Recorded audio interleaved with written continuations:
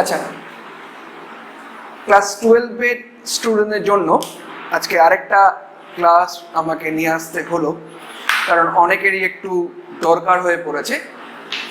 সেটা হচ্ছে electromagnetic wave সম্বন্ধে। আমার যে সমস্ত স্টুডেন্টদের অলরেডি ম্যাগনেটিজম পর্যন্ত হয়ে গেছে, তাদের প্রত্যেকের জন্যই এই ক্লাসটা খুব ইম্পর্টেন্ট। আমার একটু মাঝখানে একটু সমস্যা হয়েছিল, দুদিন ব্যস্ত আছি, সেই জন্য আজকে একটু ভিডিও ক্লাস দিচ্ছি আমি সবার জন্য। একটু দেখো, সমস্যা হলে আমাকে মেসেজ করো, হোয়াটসঅ্যাপ করো, রেসপন্স পেয়ে যাবে কোনো জায়গায় যদি সমস্যা হয়। তো আজকে আমি এটা করতে চলেছি, সেটা হচ্ছে ইএম ওয়েভস। ইএম ওয়েভস বা ইলেকট্রোম্যাগনেটিক ওয়েভ। কেন এই ব্যাপারটা আমাদের কাছে খুব ইম্পর্টেন্ট? প্রথম ইম্পর্টেন্ট হচ্ছে যে light is an EM wave, electromagnetic waves. Light is an electromagnetic wave বা EM wave. এবং এটা হওয়ার ফলে অবশ্যই কিন্তু লাইট এক ধরনের ট্রান্সভার্স ওয়েভ। লাইট এক ধরনের ইলেকট্রোম্যাগনেটিক ওয়েভ এবং লাইট এক ধরনের ট্রান্সভার্স ওয়েভ বা তির্যক তরঙ্গ। তোমাদের মোটামুটি আইডিয়া আছে তির্যক তরঙ্গ বলতে কি বোঝো? না, তির্যক তরঙ্গ বলতে তরঙ্গের প্রপাগেশন, তরঙ্গের বিস্তারটা যেদিকে হবে, কণাগুলোর বিস্তার তার সাথে পারপেন্ডিকুলার হবে। মানে কণাগুলোর বিস্তার হয় এভাবে হবে, না হয় ডটের মতো করে হবে, মানে বলতে চাইছি এইভাবে যে কোনো একটা দিকে হবে। মানে একটু যদি 3 ডাইমেনশনাল ছবি আঁকতে চাই, একটু কঠিন হলেও আমি আঁকতে চাই না, যে আমাদের 3 ডাইমেনশনাল ছবি মোটামুটি এরকম ধরনের,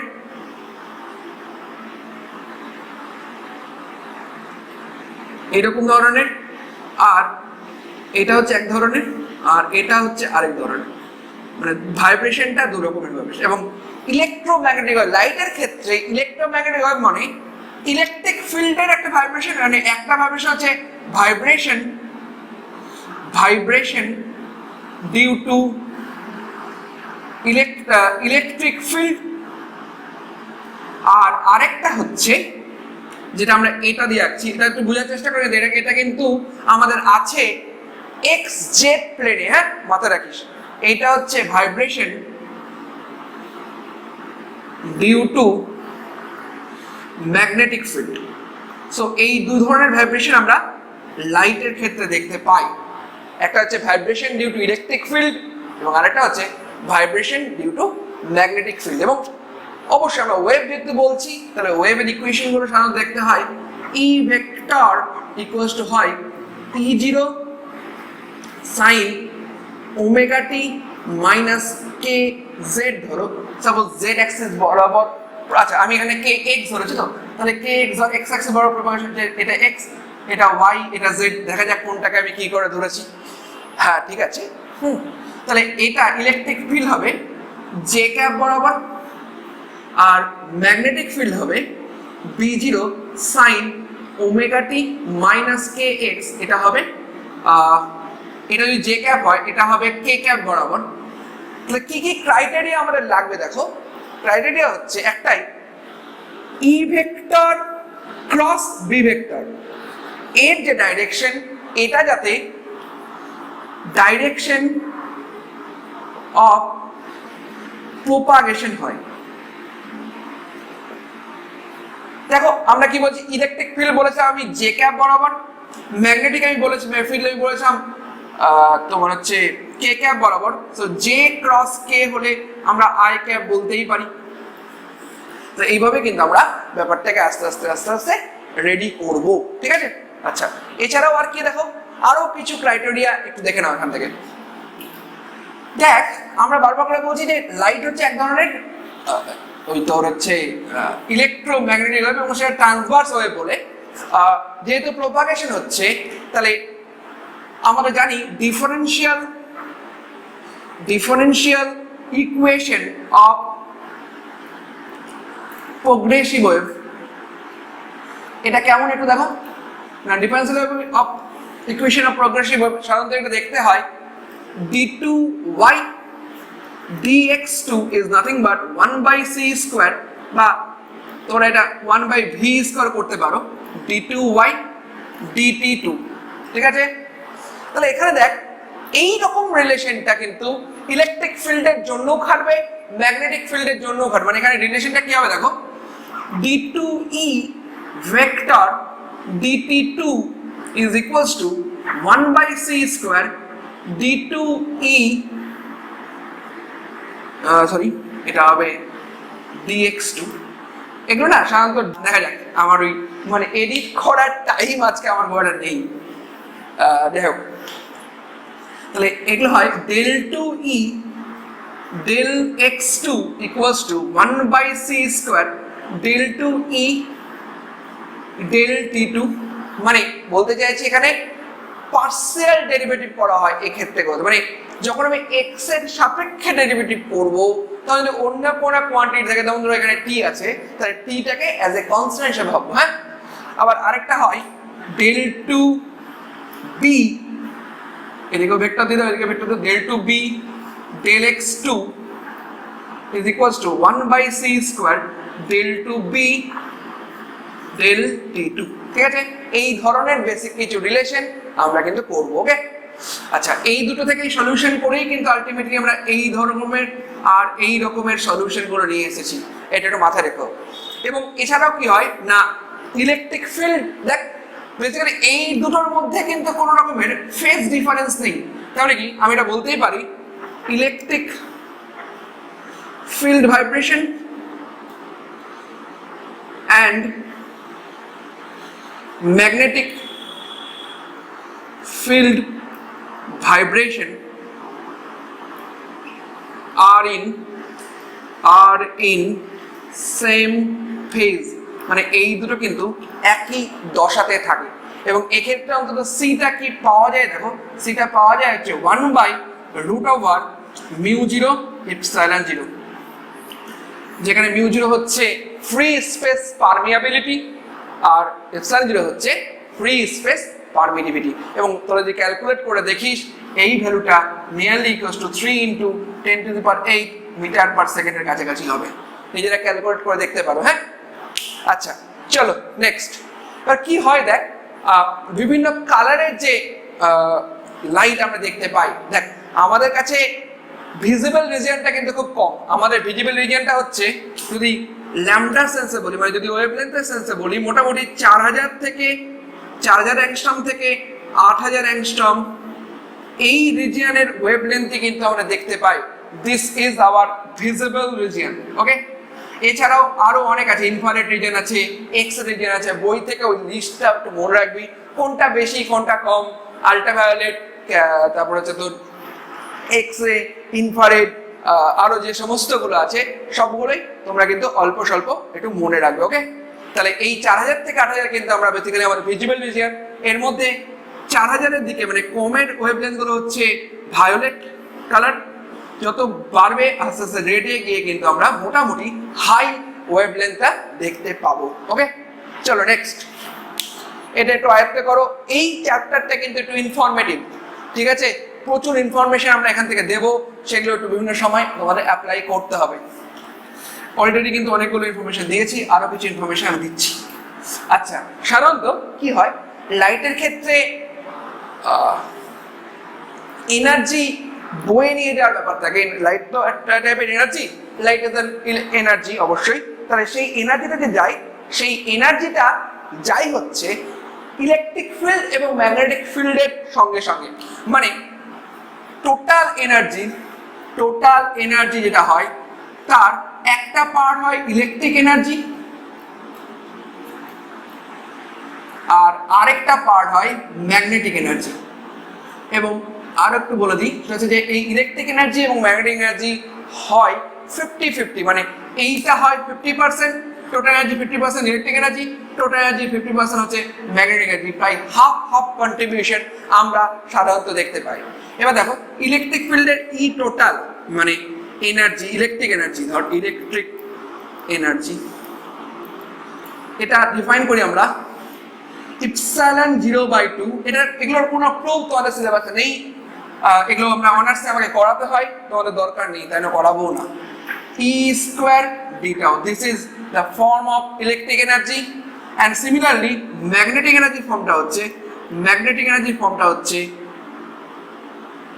1/2 mu 0 tau, tau মানে এটা পুরো ভলিউম, যে ভলিউমের মধ্যে দিয়ে প্রপাগেশনটা হচ্ছে b square d tau, এবং এটার কন্ট্রিবিউশন এবং এটার কন্ট্রিবিউশন মোটামুটি কিন্তু হাফ হাফ টাইপের কন্ট্রিবিউশন থাকে, মানে electrical energy half, magnetic energy half. এবং এই যে দেখো ইপসাইলন মানে ইপসাইলন 0/2 e স্কয়ার, এই টার্মটাকে বলা হয় ইলেকট্রিক এনার্জি ডেনসিটি, আর 1/2 mu 0 b স্কয়ার এটাকে বলা হয় ম্যাগনেটিক এনার্জি ডেনসিটি। সো এই দুটোর কন্ট্রিবিউশন হাফ হাফ করে থাকে, হ্যাঁ, মানে 50% of the total energy is coming from the electric field part and 50% of the energy is coming from the magnetic field part. Okay, next আর একটু বলি, এখান থেকে বেশি কিছু তোমাদের দরকার নেই। আরেকটা হচ্ছে যে দেখ আমরা এখানে লিখলাম যে b vector equals to b0 sin omega t minus K x, এখানে লিখলাম হচ্ছে জে ক্যাপ, সরি এটা লিখেছিলাম কে ক্যাপ মনে হয়, ঠিক আছে। আর ইলেকট্রিক ফিল্ডের ইকুয়েশনটা b0 vector sine of, sorry b0 vector দেওয়ার দরকার নেই, বই আসলে দেয় আমি ভেক্টরটাকে তো ওখানে কে ক্যাপ দিয়ে লিখিয়েছি, হ্যাঁ, আর ভেক্টর দেওয়ার দরকার নেই। আর এখানে হবে সাইন ওমেগা টি মাইনাস কে এক্স, এটা হবে আই ক্যাপ বরাবর। দেখো ব্যাপারটা কি হচ্ছে না, এই যে প্রপাগেশনটা হচ্ছে না এক্স, প্রপাগেশনটা হচ্ছে ইন দা এক্স ডাইরেকশন, কারণ এগুলোর ফুল ফর্মটা একটু জেনে রাখ, যে কোনো ধর B function of X Y Z T এরকম একটা জায়গায় যদি থাকে, তাহলে b0 ভেক্টর, ভেক্টরের বিভিন্ন ফর্ম হতে পারে সাইন ওমেগা টি মাইনাস কে ভেক্টর ডট আর ভেক্টর হয়, যেখানে কে ভেক্টরটাকে বলা হয় প্রপাগেশন ভেক্টর, প্রপাগেশন ভেক্টর, আর আর ভেক্টরটা হচ্ছে পজিশন ভেক্টর, ঠিক আছে। দেখো আমি কে এক্স কেন লিখেছি, দেখো আমাদের এতগুলো টার্মের মধ্যে এখানে কে এক্স, এখানে কে ক্যাপ এরকম করে কেন আছে একটু দেখে নাও। আমরা কি বললাম এই মাত্র, আমরা বললাম হচ্ছে E vector cross B vector, এই ভেক্টরিক্যাল যে ডাইরেকশনটা ই ক্রস বি এর যে vectorical direction, this is basically the direction of propagation, direction of propagation. Okay, এটাই হচ্ছে ডাইরেকশন অফ প্রপাগেশন, বা চলো মানে যেদিক বরাবর ওয়েভটা আগাচ্ছে সেই দিক বরাবর হচ্ছে। এবার কথা হচ্ছে যে দেখ আমি যদি এবার আমাদের জায়গাগুলোকে একটু সহজ করি, সেটা হচ্ছে যে আমি ধরলাম যে প্রপাগেশনটা হচ্ছে আই ক্যাপ বরাবর, মানে এক্স অ্যাক্সিস বরাবর প্রপাগেশন হচ্ছে, তাহলে এবার কি কে ভেক্টরটাকে আমরা অবশ্যই শুধু লিখবো কে ইন্টু আই ক্যাপ, দেখে নাও এর সাথে আর ভেক্টরটা পজিশন ভেক্টর ইন জেনারেল হচ্ছে x i cap plus y j cap plus z k cap. Okay, তাহলে দেখো এবার আমরা যেটা বলতে পারি সেটা হচ্ছে কে ডট আর, যেহেতু এটা শুধুমাত্র আই ক্যাপ, এই ডট প্রোডাক্টটা করলে এখান থেকে আসবে কে এক্স, সেই জন্য এই প্রথমেই দেখো এই ইকুয়েশনটা থেকে এই দুটো ইকুয়েশনের মধ্যে আমি কে এক্সটা লিখেছি। ওকে, আর এর পাশাপাশি ই ক্রস বি, দেখো ই ক্রস বি এই যে ভেক্টরিক্যাল ফর্ম, এই ভেক্টরিক্যাল ফর্মের ডাইরেকশনটা কথা চিন্তা করো, ই ক্রস বি এর ডাইরেকশনটা বেসিক্যালি হবে হচ্ছে কে, সরি ই ক্রস মানে এটা জে ক্যাপ, সরি এটা ভুল বলে গেছিলাম, জে ক্যাপ হবে, তাহলে জে ক্যাপ ক্রস কে cap, so J cap cross কে ক্যাপ মানে বেসিক্যালি হচ্ছে আই ক্যাপ। দেখো আমাদের প্রপাগেশন ডাইরেকশন মিলছে তো, দেখে নাও আমরা কিন্তু এইভাবেই আমাদের যাবতীয় ইএমএফ গুলোকে ডিফাইন করি। এবং এক্ষেত্রে আরেকটা কথা বলে রাখি, সেটা হচ্ছে যে দেখ ও আমি এটাকে দুটাকে এক করে দিয়েছি, প্রচুর ভুল হচ্ছে, সরি। এবং দেখো এই দুটোর অ্যামপ্লিটিউড দুটো যে আলাদা, এই অ্যামপ্লিটিউডের মধ্যে একটা রিলেশন আছে, সেটা হচ্ছে এই E0/B0 মানে amplitude of the electric field and amplitude of the magnetic field, এই দুটো যে রেশিও সেটা বেসিক্যালি হয় c বা ভেলোসিটি অফ লাইট।